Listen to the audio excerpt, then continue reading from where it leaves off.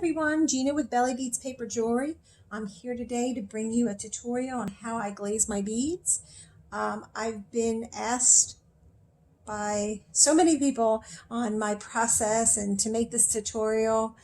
I received a lot of emails on it, so here it is. Now this is what works for me, and you have to just see what works for you. There's hundreds of tutorials on YouTube on how to glaze them, and I've kind of incorporated my own. I brought some of the other people's ideas into my own, so I'm really excited to bring this to you. The drying rack, I just want to begin by saying this drying rack came from Julie Baltic, and it is phenomenal. You really have to check out her YouTube.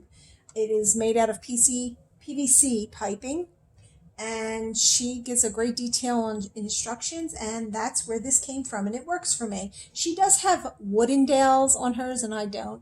I have just these large screws, but that, again, what works for me. All right, so let's get started. To begin, I worked on glazing for about 4 months until I found a perfect gloss that I liked. And I also wanted it to be safe. I have very sensitive skin. Everything that touches me, I just break out in. So everything I use is water-based and it's safe. So I'm really happy to say that. I don't have any allergic reactions or anything with this. So what the most important thing is, I don't know if you checked out my other tutorials on how to string your beads, and it is a process. You really do need to string it to really prime it for your glazing. Because what will happen is, in the beginning, I used to just string them on a string and they would all get stuck together. So it is depending on the size and the shape of your bead, whether you need spacers in between it, because they'll all get stuck together. And then in the holes of the bead, they get all gunked up with glaze. So I've done a lot of research and trial and error, so I found that this was the best way, and I had no issues whatsoever. So I hope this helps you.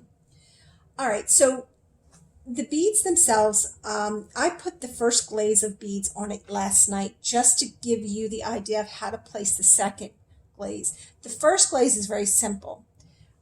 It's the second day. Now, the first glaze I place on there, it lasts about 5 hours until it's dry, until I'm ready for the second coat.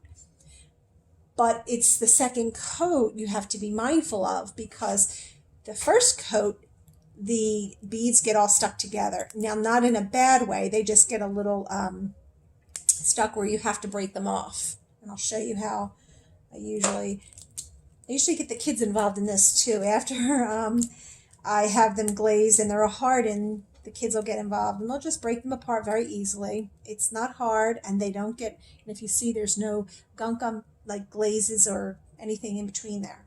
But you must break them apart. So this is my first glaze I did last night, and now they're all hard, and I have to break them apart. And you just go ahead, it's like that bubble wrap. You just keep breaking them apart and loosen them up, because what will happen is when you place your second coat of hardener on this, then it's going to be so hard you're not going to be able to pull them apart. So they must be loose for each dipping. All right, so there we go. We have this one is ready. Now the glaze that I'm using is actually it's a wood hardener, and it is safe because it is a water base. Again, as I mentioned, I did not have any allergic reaction when I went up against my skin, because that is not directly on my skin. I put another glaze over top of it. So the PC petrifier is what I have, and I buy by the gallon on Amazon. And I place it in a little container, clearly written, it's a wood hardener. All right, so, and then I have these 2 pans on the bottom to collect all the residue that the drippings have, the drippings of it. And I just put this parchment paper in there. It just keeps it clean. And then I just pull it up and then throw it out. All right, so after we have pulled apart the beads, broke them apart, I'm going to dip them. Now, Oh, look at me. I'm not using any gloves. It's very important. I get carried away when I think everything is so safe. But it's important. You don't want any of this on your skin because it's going to harden on your skin. Okay. I'm going to start with this one. Now, what I would be careful with is your weight. Try not to dip that too much because then the hook gets stuck with it. So I'm going to move this camera down just slightly so you can have an idea of how I do this. Now, this is the second coat. It's very important that you understand the first coat, you must just slip it through, dip it very lightly, because when you wet paper, what happens? It falls apart. Even though everything is glued, your beads are securely glued, you must do it very quickly, and I'll show you. So let's say this is the first time you're dipping. You're going to run your bead through the wood hardener, let it drip down, and then you hang it up on your drying rack. The second time you dip, it's always longer. So just know that I would just do this, and I kind of count it. I usually do it 5 times. 1, 2, 3, 4, and 5. And let it drip down. Now, because it's a second coat, the first coat's already been applied to it, so my beads are not going to get all wet and pulled apart. But this is a very important part of the whole dipping. You must shake it. Shake it, bang it up against the paper, and there you go. And then you want to hang it up, and oops, this came off. The weight. So that's the most important thing, is the shaking of the beads after you've applied the wood hardener, because what's going to happen is they're going to pull up. It will pull because it's wet. I'm going to break these apart, and I'm going to show you with this string of beads what I'm talking about. All right, so now these are all nice, broken up, soft.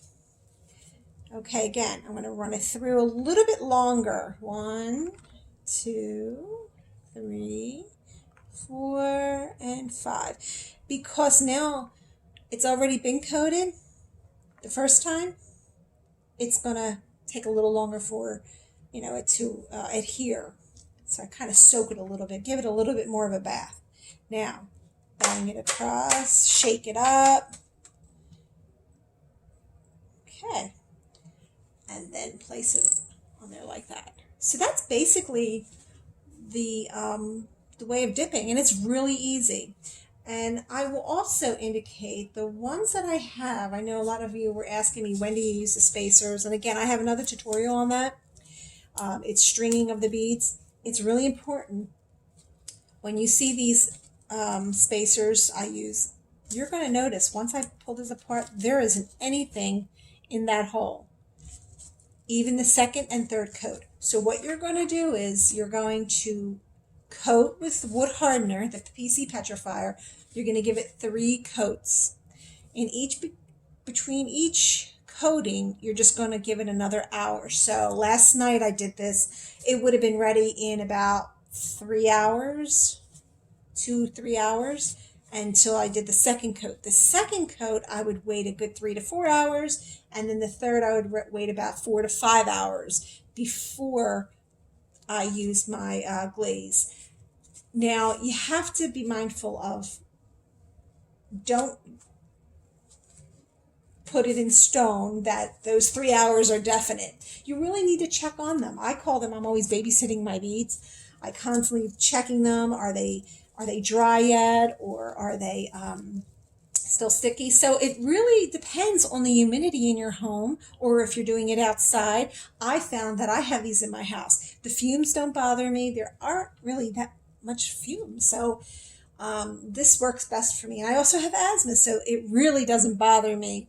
And it's cool in my house. So I keep the air on, the air conditioning, because it's summer.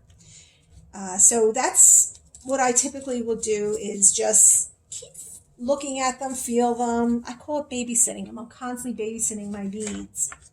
Then after the third coat has been applied with the PC petrifier, you want to go ahead and feel it, because the more coats that you have on there, on your beads, the longer it's going to take time to dry.